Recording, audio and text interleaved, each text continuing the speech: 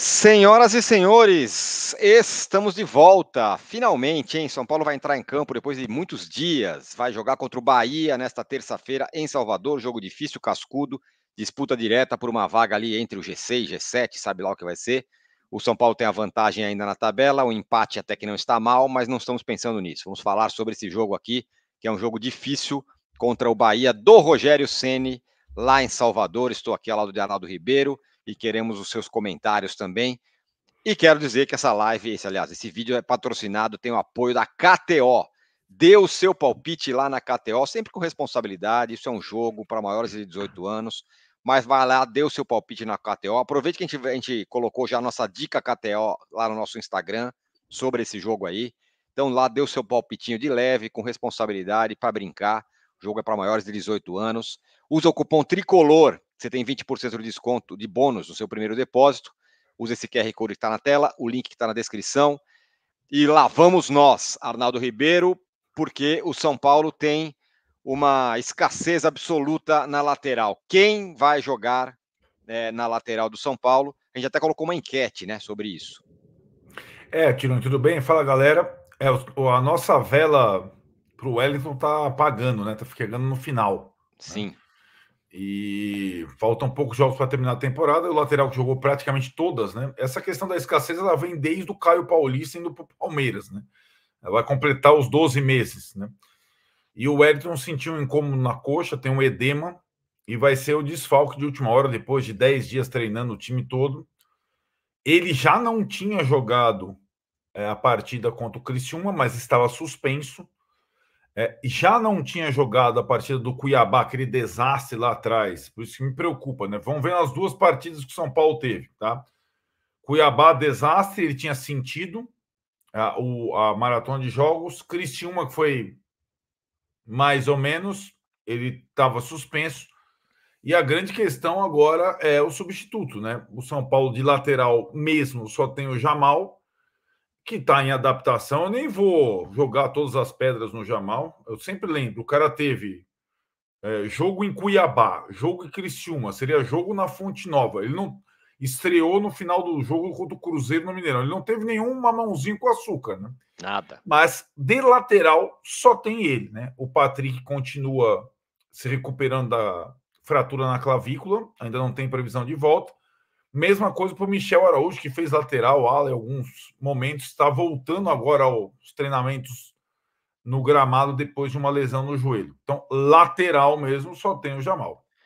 Então é com ele que o São Paulo vai. O São Paulo, ele já jogou no Não, Morumbi alguma vez? não jogou, até porque o São Paulo não joga no seu estádio, É, né? pois Então é é. uma coisa.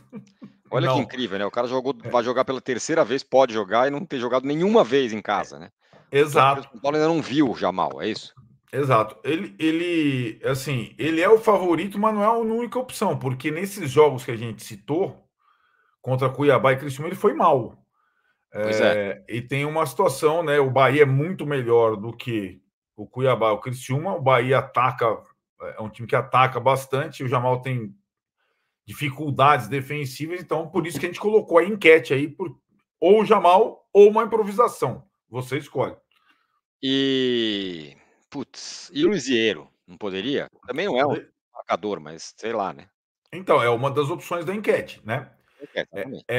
É uma das possibilidades de improvisação. Contra o Criciúma perdendo, ele entrou no final do jogo e acabou fazendo gol de empate, né? Jogando como um lateral meio na diagonal. O Ligeiro fez lateral na base e tal.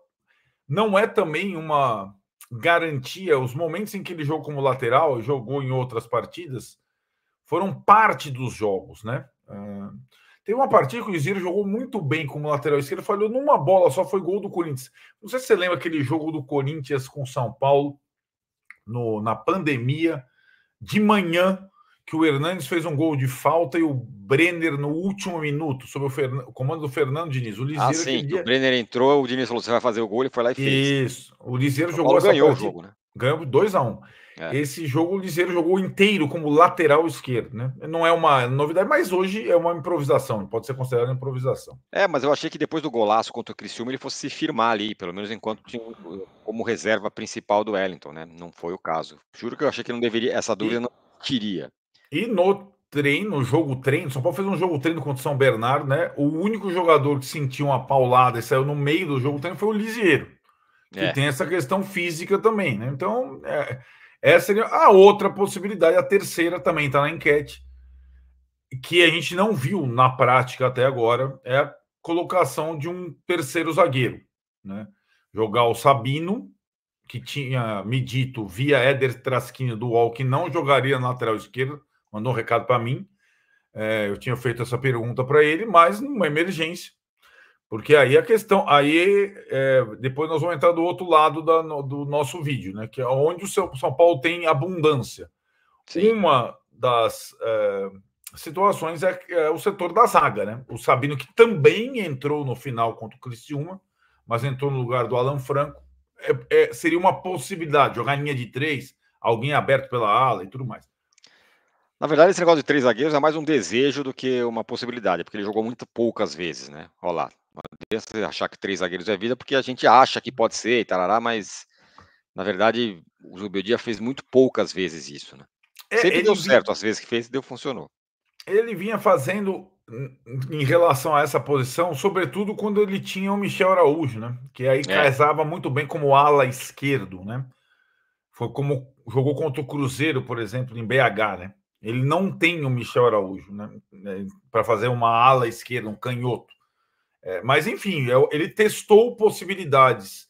O Lisieiro treinou um pouco, o Jamal treinou um pouco, ele treinou um pouco treinou mais o Jamal, treinou um pouco como 3 zagueiros, tudo isso porque o Wellington, nos 3 últimos dias, não pôde participar dos treinamentos. A gente acompanha tudo aqui com o nosso Alexandre Griebest, né? Nas nossas anotações tricolores. Nos 2 últimos treinos ele colocou, não foram identificados, o Wellington. Você fala, já tem alguma coisa ali, né? Então, o Jamal é o favorito, mas tem as outras 2 possibilidades. Muito bem. Bom, se está em falta em lateral, tem abundância de ponta no time, né? Tem ponta a dar com pau no jogador de lado, é o que não falta no São Paulo hoje em dia, não é isso? Tem agora o outro novo Ferreira, o Ferreirinha e um outro Ferreira. Isso, vamos lá, por partes, né? O novo Ferreira, o outro Ferreira é o do Sub-20, tá comendo a bola. Paulista. Fez o gol contra o Bragantino, que levou o time à final do Paulista. É um canhoto muito forte. Ele jogava como 10. O quarteto, né, do Sub-17, então Sub-17, que era o grande quarteto promissor, eram 4 canhotos. O Ferreira, o Henrique, o Rian Francisco e o William Gomes. O Ferreira era o 10 desse time. Agora ele foi, nesse último ano, deslocado para a ponta direita, e como ponta ele está jogando demais, muito forte, jogador muito fisicamente em relação aos outros 3 privilegiado, né? Tem jogado muito bem, mas isso é para o ano que vem. Mas é uma posição, porque o São Paulo, proposta pelo William Gomes, tem mesmo. O que eu sempre digo, nesse setor do campo, cada um tem a sua característica, a sua qualidade, mas o São Paulo tem muita gente, né? Verdade. Esquece esse Ferreira agora, vamos falar do Ferreirinha. Porque agora o Ferreirinha, depois de mais 10 dias de treino, ele está. Agora, se quiser colocar como titular, pode colocar. Ele está em condição. Jogou parte do jogo contra o Criciúma. Se ele joga, o Lucas muda de lado. O Lucas também tem jogado como ponta dos 2 lados, né? Então, vamos lá. Ferreirinha, Lucas. Ele pode manter o Eric, que teve 2 jogos sequenciais como titular, é um terceiro. Ele pode colocar o William Gomes de volta, é o quarto. Ele pode colocar o Rato, que tem entrado muito bem nos jogos, é o quinto. Ou até uma possibilidade que já foi feita por alguns mais, menos pelo Zubeldia, mais por outros, que é o André Silva do lado do campo, por exemplo. Então, ali, cara, o cara pode fazer o que ele quiser. Tem muito jogador para colocar no lado do campo, mas o Ferreirinha, que foi titular do 4-2-4 do Zubeldia, está, enfim, em condições ideais de jogo. Pode ser também a outra novidade na equipe. Eu acho que vai ser ele, sabia? Acho que ele vai mudar o Lucas de lado e vai pôr o Ferreirinha na esquerda. Pois é. Eu acho que foi o time que mais deu certo, né? Eu não acho que o Eric tenha sido um desastre, acho que foi bem contra o Vasco, foi razoável contra o Criciúma, né? E aí tem uma situação, né, que é o adversário, né? O Bahia, que é um time que joga, que propõe, precisa do resultado, O lateral esquerdo do Bahia é um ponta, né? Que é o Luciano Juba, normalmente. Aí o Lucas teria que ir atrás do Juba, mas o Juba tem dificuldade em marcar o Lucas. Enfim, é um jogo de xadrez aí. Pode ser. Contra o Bahia, no primeiro turno, jogaram Lucas de ponta direita e Ferreirinha de ponta esquerda. Eu considero a melhor partida do São Paulo no campeonato, aquele 3-1 que podia ter sido 4, 5. O time jogou muito bem, com o Lucas do lado, Ferreirinha do outro, Luciano de 10, Caleri de 9. Foi esse o time. Bom, agora o Bahia tá pressionado. Bahia não, né? O Ceni tá um pouco pressionado lá, né? O time tá caindo um pouco de produção e tudo mais. Perdeu lá do Vasco, tava perdendo 3-0, ainda fez 3-2. O Ceni falou que é inadmissível, não sei o quê. Agora joga em casa para tentar se segurar aí, porque a pressão tá grande sobre ele, né? A torcida tá um pouco chateada com ele, para dizer o mínimo. Tá. O time caiu de rendimento, de fato, muita gente cornetando o trabalho do Ceni. Ele insistiu por várias e várias rodadas com o mesmo time, a mesma formação. A gente falava que era o time que era fácil de escalar de cor, né? Não vai ser repetido nessa partida por uma suspensão do Tassiano, que é um jogador que joga em diversas posições, jogador importante. Está suspenso. E o provável substituto, essa é uma das questões que polemiza Ceni e torcida, que é o jogador contratado no meio da janela, o Luciano Rodrigues, uruguaio, jogador muito bom, promissor, que vem entrando e fazendo gols, mas o Ceni tem que deixar no banco sempre. A tendência com a ausência do Tassiano é jogar o Luciano Rodrigues ao lado do Everaldo na frente, embora exista também a possibilidade do Ademir. O jogador não falta, Ademir é aquele ponta mesmo, que era do América, do Atlético e tal. Uma outra mudança, Tironi, pode ser, aí o Ceni seria uma demonstração de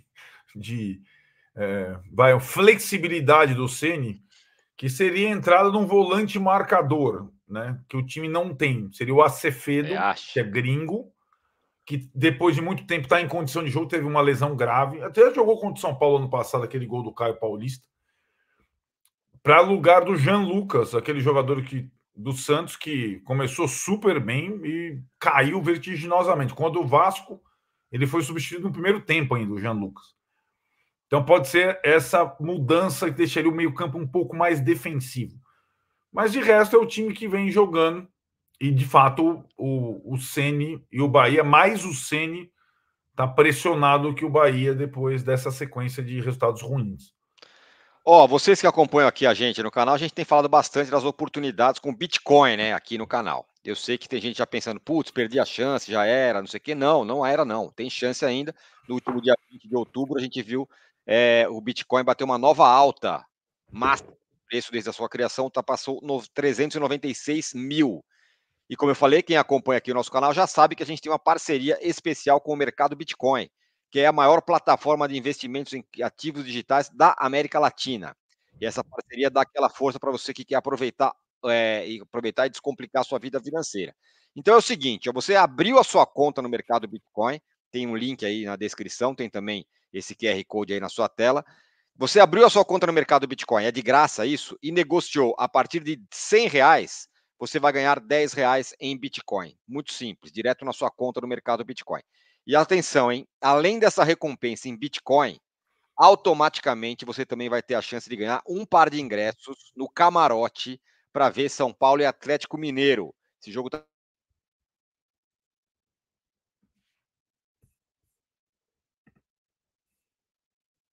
Tirou de uma travadinha aqui, né?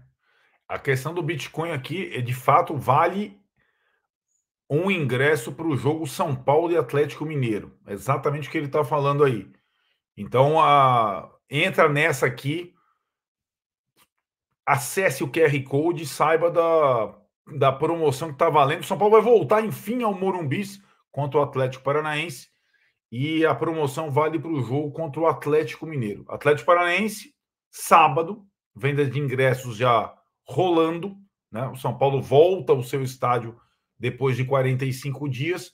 E a promoção aqui do mercado Bitcoin vale para o jogo contra o Atlético Mineiro, ali já nas rodadas finais do campeonato.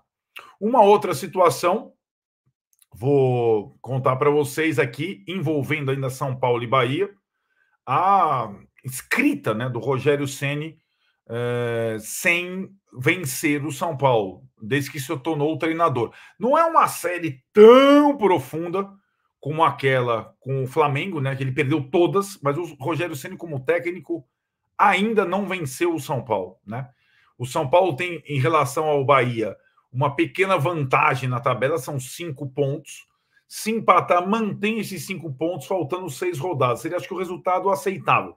Lembrando que o campeonato, o São Paulo em sexto, desde a 13ª rodada, o campeonato tende a ter, já tem a tendência de ter G7 e pode até ter G8. E uma pequena possibilidade de G9, o que colocaria mais times direto na fase de grupos. O importante para o São Paulo é se manter entre os 6. Esse é o último confronto direto contra adversário direto e fora de casa.